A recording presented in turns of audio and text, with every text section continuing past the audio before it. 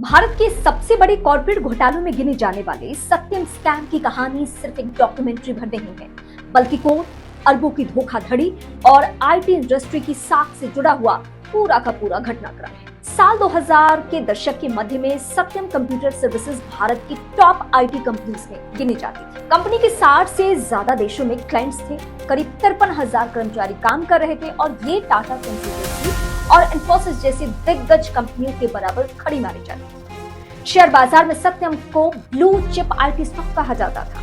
तो ये घोटाला कैसे सामने आया? भारत के सबसे बड़े कॉर्पोरेट घोटालों में शामिल सत्यम स्कैम किसी सरकारी जांच या छापेमारी से नहीं, बल्कि कंपनी के मालिक के एक सनसनीखेज कबूलनामे से सामने आया था। और ये कबूलनामा क्या था?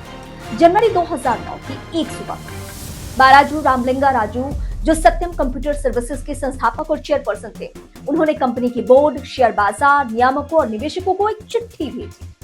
इस चिट्ठी में उन्होंने खुद स्वीकार किया कि सत्यम के खातों में सालों से बड़े पैमाने पर धोखाधड़ी की जा रही थी। इस चिट्ठी के जरिए भारत के सबसे बड़े कॉर्पोरेट स्कैम का पर्दाफाश हुआ। रामलिंगा राजू ने लिखा कि कंपनी की बैलेंस शीट में करीब 7,000 करोड़ रुपए से ज्यादा की नकदी दिखाई गई थी।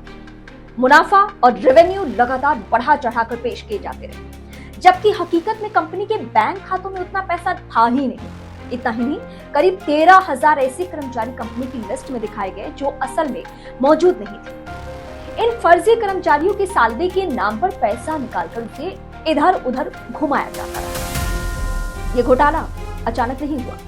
सालों तक फर्जी अकाउंटिंग, झूठे बैंक स्टेटमेंट और गलत आंकड़ों के सहारे कंपनी को ब्लू चिप आईटी स्टॉक की छवि में बनाए रखा गया। शेयर बाजार में सत्यम की गिनती टीसीएस और इन्फोसिस जैसी दिग्गज कंपनियों के बराबर होती है। इसका अंदाजा इसी से लगाया जा सकता है कि सत्यम कंप्यूटर उस वक्त एचसीएल से भी बड़ी कंपनी थी। हालांकि अंदर ही अंदर कंपनी के हालात बिगड़ते जा रहे थे। कंपनी में नकदी की भारी कमी हो चुकी थी और नए निवेशकों से पैसा जुटाना बहुत मुश्किल होता जा रहा था।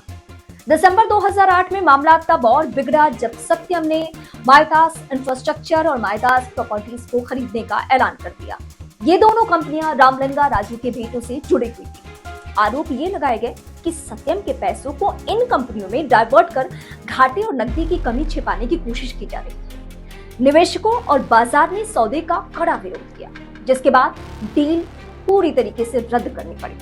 इसके बाद शक और गहरा गया, शेयर तेजी से गिरने लगे और सवाल ये उठने लगे कि हालात पूरी तरह से हाथ से निकल चुके थे। खुद राजू ने बाद में कहा वो बाघ की सवारी कर रहे थे और उतरने का कोई सुरक्षित रास्ता उनके पास बचा ही नहीं। इसी मजबूरी में उन्होंने सच कबूल करने का एक रोज फैसला कर लिया। कबूलनामे के बाद शेयर बाजार में हड़कंप मच गया। सरकार को कंपनी बचाने के लिए दखल देना पड़ा और जांच एजेंसियां सक्रिय हो गई। यहीं से सत्यम घोटाला पूरी तरह से देश के सामने आया और भारतीय कॉर्पोरेट इतिहास का सबसे काला अध्याय बन गया। इस घोटाले को भारत का एनरॉन कहा जाता है। घोटाले के बाद सरकार ने दखल दिया ताकि कंपनी पूरी तरह बर्बाद न हो जाए और कर्मचारियों की नौकरियां बच सके। आखिरकार सत्यम की नीलामी हुई और उसे टेक महिंद्रा ने खरीद लिया। इसके बाद कंपनी का नाम बदलकर महिंद्रा सत्यम किया गया और फिर इसे पूरी तरह से टेक महिंद्रा में मर्ज कर दिया गया। दूसरी ओर रामलिंगा राजू और उनके सहयोगियों को दोषी ठहराया गया और जेल की सजा भी सुनाई गई। सत्यम घोटाले में माइतास कंपनियों का नाम भी सामने आया।